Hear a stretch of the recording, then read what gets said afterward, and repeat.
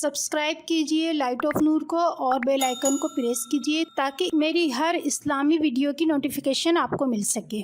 بسم اللہ الرحمن الرحیم۔ السلام علیکم ورحمۃ اللہ وبرکاتہ۔ آج کی اس ویڈیو میں آپ کو نماز کی فضیلت کے بارے میں چند باتیں بتاؤں گی، آپ کے ساتھ شیئر کرنا چاہوں گی چند باتیں۔ تو آپ سے گزارش ہے کہ برائے مہربانی ویڈیو کو آخر تک ضرور دیکھیے گا، ویڈیو کو کہیں سے بھی اسکپ نہ کریے گا اور ویڈیو کو آخر تک دیکھیے گا۔ نماز چونکہ افضل ترین عبادت ہے اور قرآن حکیم میں اللہ تعالیٰ نے کئی مقامات پر نماز ادا کرنے کا حکم دیا ہے۔ قرآن پاک میں اللہ تعالیٰ ارشاد فرماتا ہے الذین یؤمنون بالغیب ویقیمون الصلاة ومما رزقناہم ینفقون۔ سورہ بقرہ آیت نمبر 3۔ ترجمہ: جو لوگ غیب پر ایمان لاتے ہیں اور نماز قائم کرتے ہیں اور ہمارے دیے ہوئے رزق میں سے خرچ کرتے ہیں۔ ایک اور جگہ اللہ تعالیٰ ارشاد فرماتا ہے وَأَقِیمُوا الصَّلَاةَ۔ سورہ بقرہ آیت نمبر 43۔ ترجمہ: اور نماز قائم کرو۔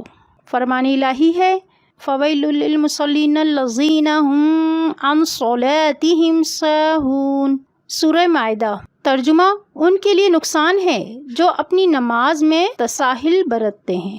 خالق کائنات نے نماز کا ذکر کرنے کے بعد منافقین کا بھی ذکر کیا ہے۔ حضور کریم صلی اللہ علیہ وسلم نے ارشاد فرمایا بے شک تم میں بعض نماز ادا کرتے ہیں مگر انہیں پوری نماز کا ثواب نہیں ملتا بلکہ کسی کو تہائی، چوتھائی، پانچواں، چھٹا یا 10واں حصہ تک ملتا ہے، یعنی جس قدر وہ نماز اچھے طریقے سے ادا کرتا ہے اور جس قدر وہ نماز میں مشغول رہتا ہے، دل کے ساتھ اپنی توجہ جس قدر نماز میں رکھتا ہے اسی حساب سے اسے ثواب ملتا ہے۔ میری ویڈیو کو لائک ضرور کر دیجیے گا اور جو میرے چینل پر نئے ہیں ان سے گزارش کرنا چاہوں گی کہ چینل کو سبسکرائب کر دیں اور ساتھ ہی بیل آئیکن کو ضرور پریس کریں۔ قرآن پاک میں اللہ تعالیٰ ارشاد فرماتا ہے قد افلح المؤمنون الذین هم فی صلاتهم خاشعون۔ سورہ مومنون۔ ترجمہ: وہ ایماندار جو کامیاب ہوئے وہ ہیں جو اپنی نماز خشوع اور خضوع سے ادا کرتے ہیں۔ حضور کریم صلی اللہ علیہ وسلم نے فرمایا جس نے خضوع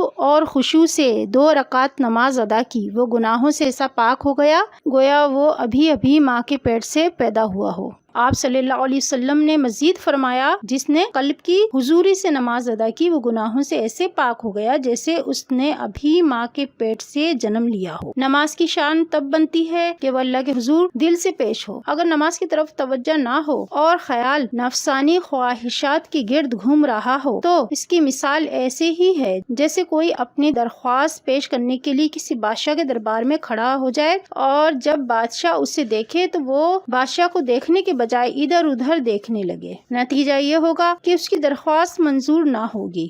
اللہ تعالیٰ اس نماز کی طرف نظر نہیں کرتا جس میں بدن کے ساتھ ساتھ بندے کا دل بھی حاضر نہ ہو۔ سیدنا ابراہیم علیہ السلام جب نماز کے لیے کھڑے ہوتے تو 1 میل کے فاصلے تک ان کے دل کی دھڑکن سنی جاتی۔ حضرت ابن عباس رضی اللہ تعالی عنہ کا ارشاد ہے خضوع اور خشوع کے ساتھ اگر 2 رکعات نماز ادا کی جائے تو وہ غافل دل والے کی ساری رات کی عبادت سے افضل ہے۔ حضور کریم صلی اللہ علیہ وسلم کا فرمان ہے ایک زمانہ ہوگا جب میری امت کے کچھ لوگ ایسے ہوں گے جو مساجد میں حلقہ بنا کر بیٹھیں گے، دنیا اور اس کی محبت کا ذکر کریں گے۔ اللہ کو ایسی مجالس کی کوئی ضرورت نہیں۔ حضرت سیدنا حسن رضی اللہ تعالیٰ عنہ سے روایت ہے کہ حضور کریم صلی اللہ علیہ وسلم نے ارشاد فرمایا میں تمہیں بتاؤں برا چور کون ہے؟ عرض کیا گیا یا رسول اللہ صلی اللہ علیہ وسلم وہ کون ہے؟ فرمایا وہ جو نماز کا چور ہو۔ پھر عرض کیا گیا نماز کی چوری کیسی؟ اس پر آپ صلی اللہ علیہ وسلم نے فرمایا وہ جو رکوع اور سجود مکمل ادا نہ کرے۔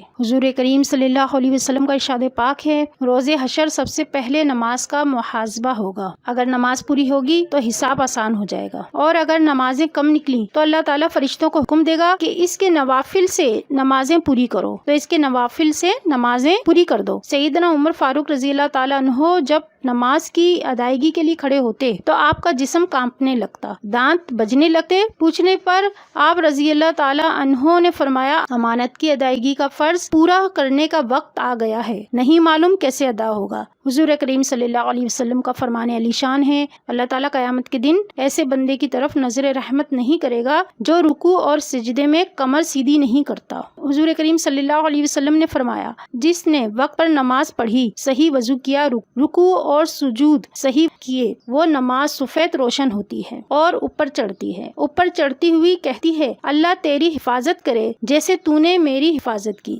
مگر وہ جو بے وقوف نماز ادا کرتے ہیں، وضو اس کا درست نہ ہو اور نہ ہی اس کے رکوع و سجود خشوع سے آراستہ ہو، اس کی سیاہ رنگ کی نماز اوپر جاتی ہے اور کہہ رہی ہوتی ہے اللہ تجھے برباد کرے جس طرح تو نے مجھے برباد کیا۔ اسے پرانے کپڑے میں لپیٹ کر اس کے منہ پر مار دی جاتی ہے۔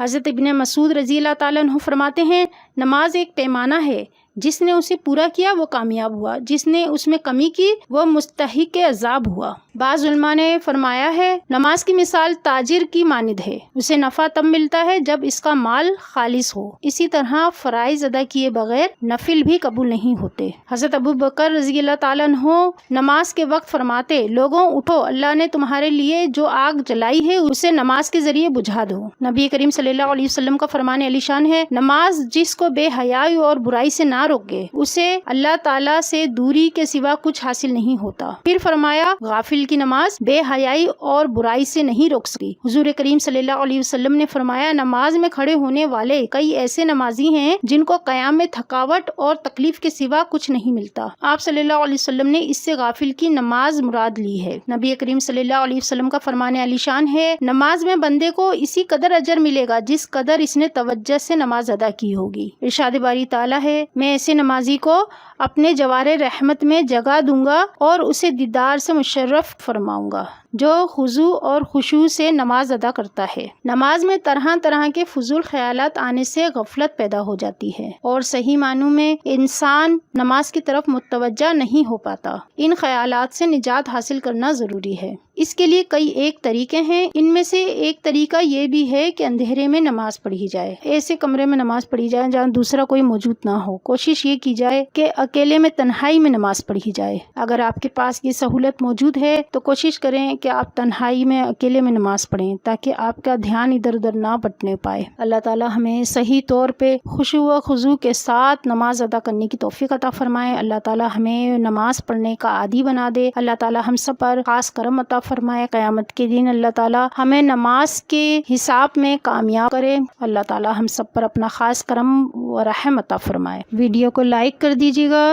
ویڈیو کو پورا دیکھنے کا بہت بہت شکریہ۔ آپ سب کا بہت شکریہ ادا کرتی ہوں کہ آپ نے میری ویڈیو کو پورا واچ کیا، دیکھا۔ اللہ تعالیٰ آپ سب کی تمام پریشانیوں کو دور کرے۔ اللہ تعالیٰ آپ سب پر اپنا خاص کرم عطا فرمائے۔ اللہ تعالیٰ آپ سب کو نماز ادا کرنے کی توفیق عطا فرمائے۔ اللہ تعالیٰ آپ سب کی تمام مشکلات کو ختم کر دے۔ پروردگار آپ سب پر رحم و کرم عطا فرمائے۔